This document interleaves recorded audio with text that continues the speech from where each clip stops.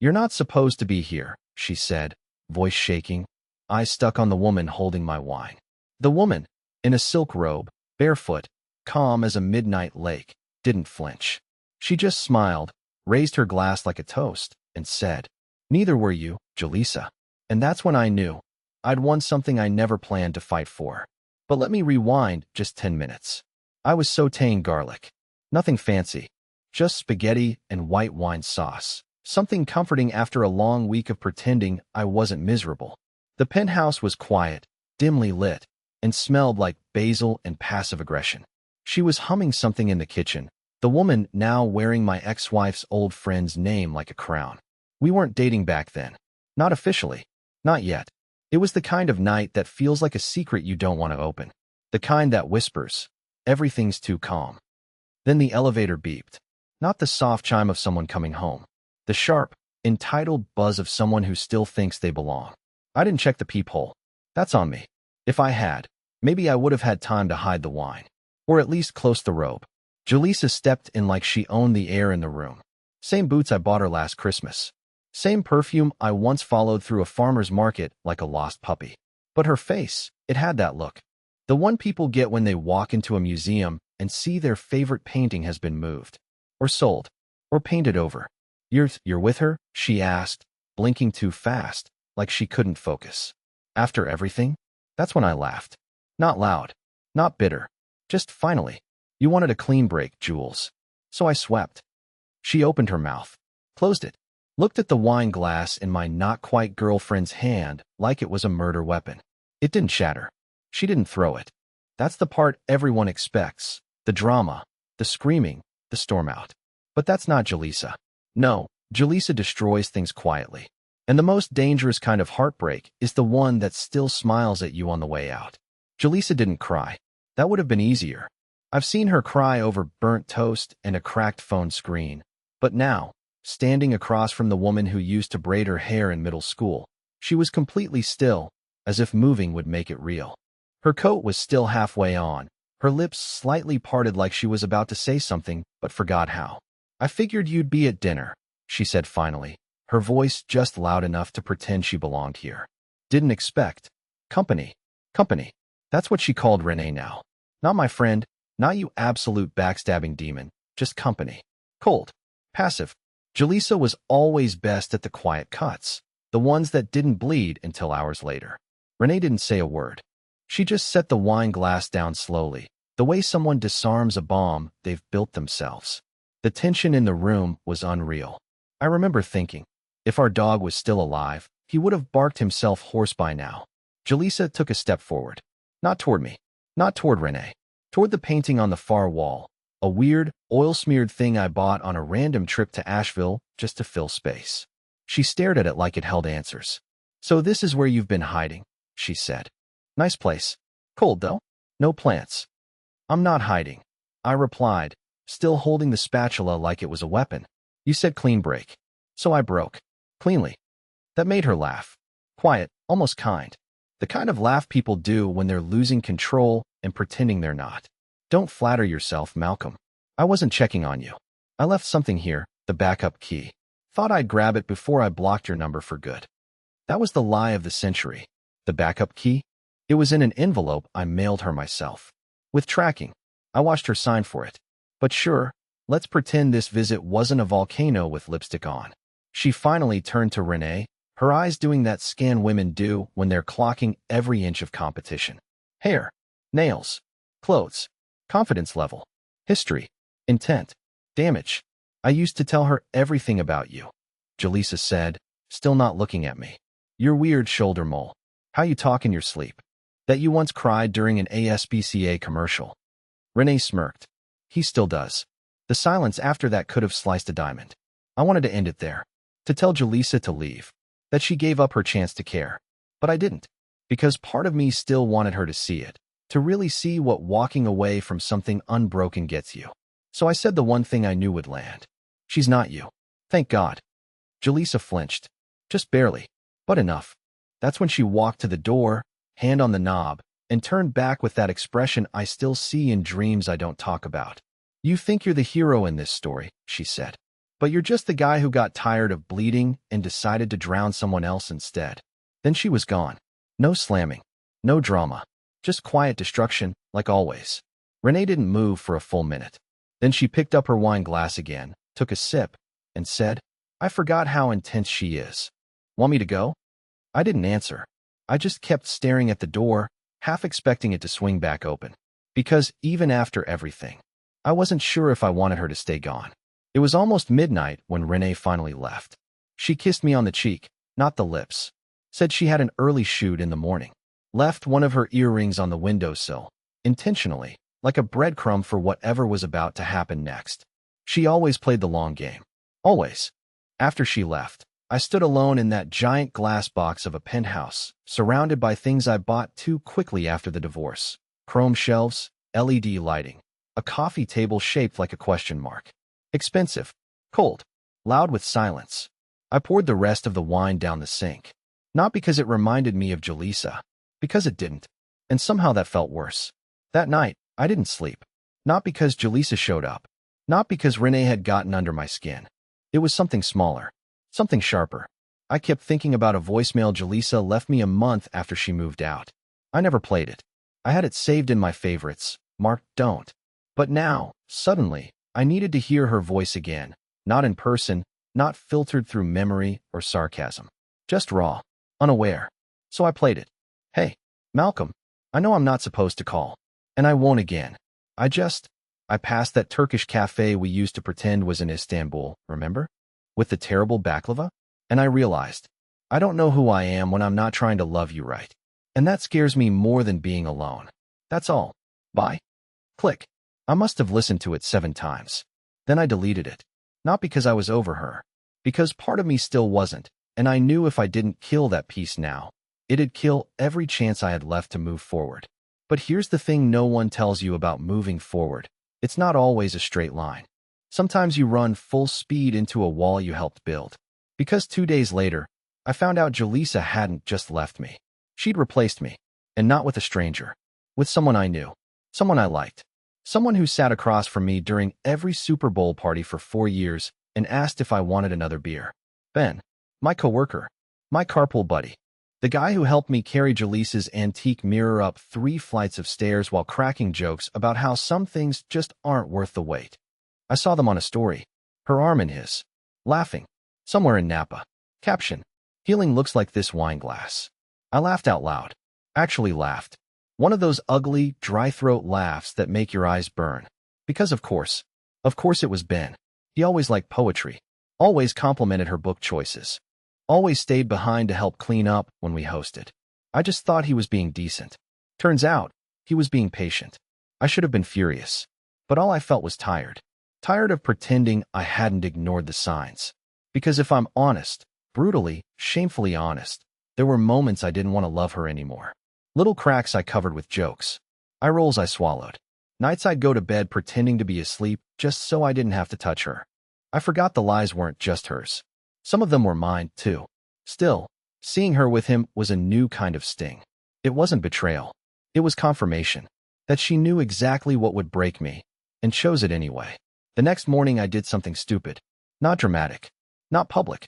Just stupid in that quiet, self-sabotaging way men like me specialize in. I drove to Ben's apartment. I didn't knock. I didn't even get out of the car. I just sat across the street with a coffee I didn't drink, staring at his building like it owed me an explanation. My stomach was tight. My jaw ached from clenching. I told myself I just wanted to see them. Not do anything, not say anything. Just witness. 10 minutes in, the door opened. It wasn't Ben. It was Julissa, wearing my hoodie. That was the kill shot. I could have handled her with him. I could have handled the laughing. The wine. The fake healing. But the hoodie? The gray one with the hole in the sleeve and the coffee stain from our honeymoon in Montreal? That felt like she'd stolen part of my skin and wrapped herself in it just to stay warm after she left me cold. She didn't see me. She walked right past, phone to her ear, not even looking around. The confidence of someone who's convinced the worst is over. I watched her disappear down the street. I should have left right then. Instead, I got out and walked across the lot like a man being pulled by something stronger than logic. Ben's building was old. No buzzers, just numbers on rusted mailboxes. I found his. Read, B. Third floor. I didn't go up. But I did something worse. I slid a photo into his mailbox. It was a picture from 4 years ago. A candid shot of him, Julissa, and me, arms around each other at a company barbecue. Laughing. Sunburned. Oblivious. On the back, I wrote one sentence. Hope she told you everything. She didn't tell me. I left before I could regret it out loud. By the time I got home, Renee was already there. She'd let herself in. We never talked about how she had a key. She just did. She was sitting at my kitchen island, flipping through a magazine she wasn't reading, drinking my last peach seltzer. She didn't ask where I'd been, but I could tell she knew. You smell like cheap coffee and bad decisions, she said, not looking up. I didn't respond. She set the can down, folded the magazine neatly, and then dropped the bomb without blinking. Ben called me. My chest tightened. Why would Ben call you? Renee stood, slowly. Because Julissa told him to. And because your little mailbox stunt made things complicated. I froze. What did he say? She walked over, leaned close enough to make me stop breathing, and whispered. He said Julissa's not over you. Not really. She's playing house with him to prove a point. And now that you're seeing me, the point's falling apart. I didn't know what to say. I hadn't planned for this. I hadn't planned for anything, really. I thought I was reacting. Healing. Maybe hurting her a little.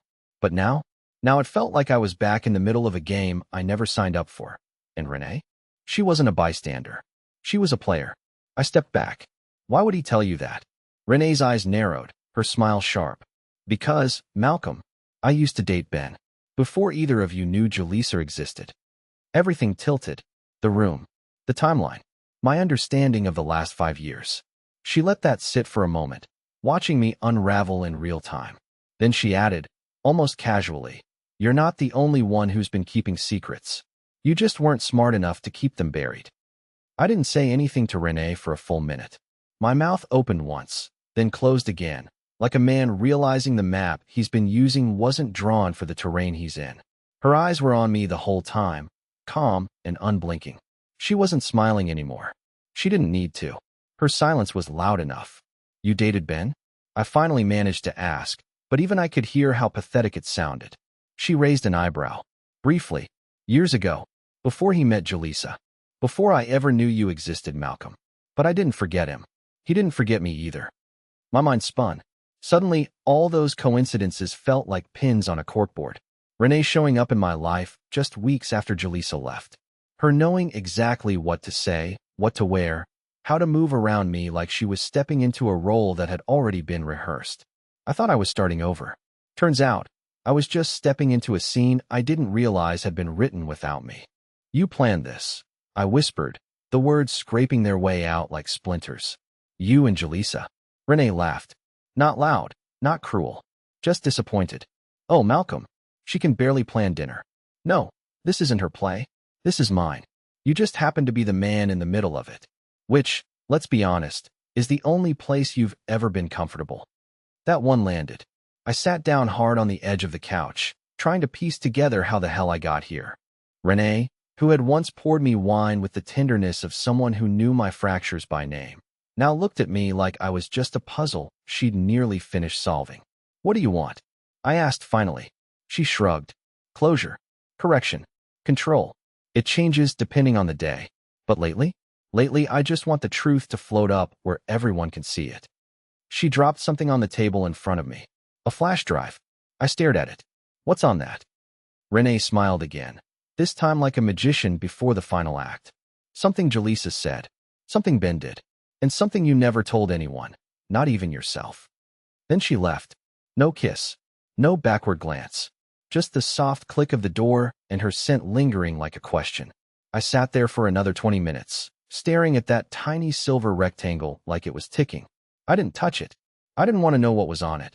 Not yet. Because deep down, I already knew it wasn't just about Julissa, or Ben, or even Renee. It was about me, and the lies I'd told just to survive the version of myself I didn't want to face. I poured another drink and sat in the dark, flash drive untouched, the city stretching out beneath me like a witness. I thought I was playing the game, but the whole time, I was the board. I didn't open the flash drive that night. I let it sit on the table like a confession I hadn't earned yet. Something about Renee's tone, too calm, too surgical, made me feel like the moment I clicked it open, a part of me would be peeled away forever. So I waited. A full day. I worked. I smiled in meetings. I responded to emails with emojis.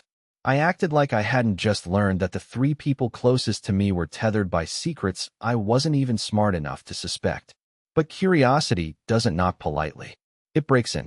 So the next night, around 11:30, with the city outside whispering through the windows and every light in the apartment off except the one above the sink, I sat down and finally plugged it in. There were 3 files, all labeled with initials. J.R., B, R, M, R. Julissa. Ben. Me. I clicked hers first. It was a voice memo, dated 8 months before she left. Her voice was soft, shaky. I don't know if I'm falling out of love or falling back into myself. Malcolm doesn't see me anymore. He notices me, but he doesn't really see me. I told him I was going to therapy. I lied. I've been seeing Ben. Not like that. Not yet. But I could. And that scares me. Because the only thing more terrifying than losing what we had is realizing I already have. I paused it there. My hands were numb. My jaw clenched so tight I could feel it in my ears. It wasn't the betrayal that hurt. I'd already made peace with that. It was hearing how long she'd been alone, while lying next to me every night. I always assumed I was the victim in this story. But maybe I was just the silence that pushed her out the door. Next, I opened Ben's file. It was an email. Never sent. Draft saved under a folder called Unspoken. Malcolm, I didn't plan any of this. I need you to believe that. Julissa was hurting. I listened. That's all it was for months. And then one night, she cried on my shoulder and didn't pull away. That's when I knew I had a choice, to stop it, or let it become something more. And I let it. Because deep down, I think I always wanted what you had. You trusted me. I broke that. And I'll carry it. But I won't apologize for loving her now. I just hope someday you find a version of this pain that lets you move on. I sat back. Ben had written it like a eulogy. Not for a friendship. Not even for a marriage. For the part of himself that still wanted to be a good man. I should have been furious. Instead, I felt hollow. Because I'd always known he envied me. My life, my relationship, my apartment, even my stupid morning routine with Julissa. What I didn't know was how quietly envy turns into desire, and how desire turns into destruction with a face you recognize. Then, finally my file. I hesitated. I don't even know why it existed. What could Renee possibly have on me? It was a video. Phone camera. Low light. Grainy. But I recognized the setting immediately, the hallway outside our old apartment. I looked wrecked. Drunk maybe. Leaning against the wall. Talking to someone off camera. And then I heard it. She doesn't deserve to know. She'd never forgive me. It was one night. It meant nothing. I couldn't breathe. I remembered now. The conference in Chicago. Julissa had food poisoning. She stayed home. I went alone. After the keynote, I met someone at the hotel bar. Her name? I never asked. We talked about fonts. Of all things, fonts. She laughed at my jokes. I was 3 whiskeys in and too tired to care. Or too scared to stop. One night. One mistake. One that I buried so deep I convinced myself it never happened. Julissa never knew. But Renee did. And now so did I. I didn't sleep after watching the video. I couldn't. Every time I closed my eyes, I saw my own face on that screen, a little younger, a little drunker, lying to no one but myself. I remembered the hallway. I remembered the panic when I got home, the way I stared at Julissa's sleeping face and tried to convince myself that silence was mercy. I thought hiding it would keep us whole, but that lie didn't seal the cracks. It filled them, until the weight of it split everything open. At some point around 5 a.m., I got up and took a shower that didn't make me feel clean. I made coffee I didn't drink. The city was waking up, and all I could think about was how fast everything unraveled. Not just because of Julissa or Ben or Renee, but because I had planted the first rotten seed and pretended I was just watering the garden. I didn't hear the knock at first. It was soft, hesitant. But when it came again, I froze. I knew that knock, not because of the sound, but because of the timing. I opened the door, and there she was, Julissa, standing in the hallway like a storm had tossed her into my life again. Her eyes were tired, makeup smudged, hair pulled back in that careless way she used to do when she didn't want to be seen, but couldn't bear being alone. She wasn't wearing my hoodie this time, but I still saw traces of me in her. And that's what hurt the most. I shouldn't be here, she said immediately, her voice rough. but I didn't know where else to go. I stepped aside without a word. She walked in slowly, taking in the apartment like she was cataloging every change since the last time she stood here. The wine glasses were gone. The painting above the couch, the one she once called emotionally pretentious, had been replaced by a blank canvas. She noticed. I saw it in her face, but she didn't comment. Instead, she turned and looked at me like she was about to tell the truth for the first time. "Ben knows," she said. I nodded. I figured. He didn't find out from me. I know. We stood in silence, two people tethered by shared failure. I wanted to ask why she was here, but some part of me already knew. She wasn't looking for comfort or clarity. She was looking for the last piece, the one thing that hadn't been said yet. "I saw the video," I said quietly. Her eyes dropped to the floor. "I didn't know how to ask if it was true," she whispered. "But when I saw your face, I just knew." I buried it, I admitted. Told myself it didn't matter. That if I stayed loyal after, it wouldn't count. Like it could be erased. Julissa didn't cry. Instead, she smiled, the saddest smile I'd ever seen from her. "That's the worst part, Malcolm. I think a part of me always knew something was missing. I just thought it was my fault. That I wasn't enough. So I tried harder. And when that didn't work, I stopped. I wanted to reach out. To touch her hand. To say something healing, even if it wasn't deserved. But before I could, she pulled out a folded piece of paper from her jacket and held it out. "I found this last week. In one of my old journals. It's the only honest thing I wrote about you while we were still married." I took it. She stepped back toward the door, pausing before leaving. "You don't have to read it now. Or ever. I just didn't want to be the only one holding it anymore." And with that, she was gone. I stared at the paper for a long time before finally unfolding it. It was short. Just a few lines. "There are nights I look at Malcolm and feel like I'm standing next to a locked room. And every time I reach for the handle, he smiles, says something perfect, and I forget why I wanted to open the door in the first place. I love him, but I think I'm only in love with the version of him he lets me see." The air left my lungs. I hadn't just failed her. I'd hidden from her. And now, every person in this story had seen more of me than she ever did. 2 weeks passed after Julissa's visit, and the note sat on my nightstand like a living thing. I read it too many times. Memorized it. Analyzed every line like it might change if I looked at it long enough. But it never did.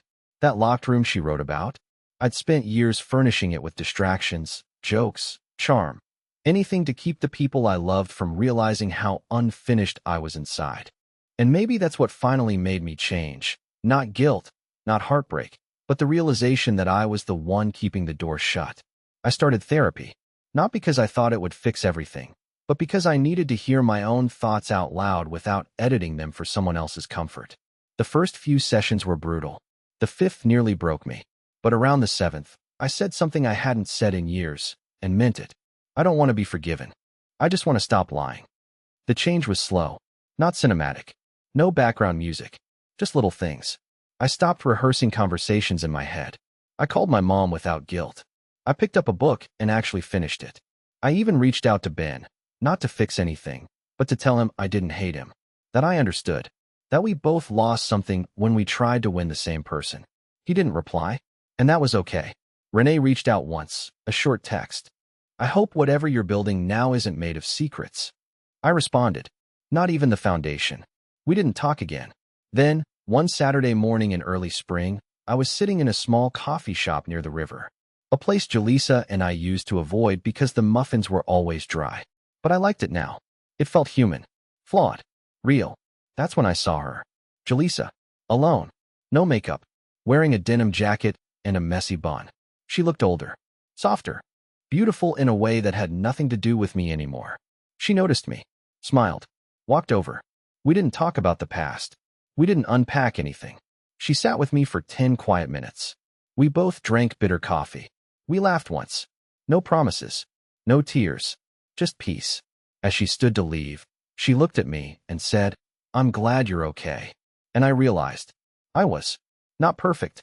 Not repaired. But okay. And for the first time in years, that was enough. She walked away. I didn't watch her go. Instead, I pulled out a napkin and started writing. Not a letter, not a confession. Just thoughts. Honest, messy, unfinished. Like me. Because maybe this story was never about winning someone back. Maybe it was about finally choosing myself.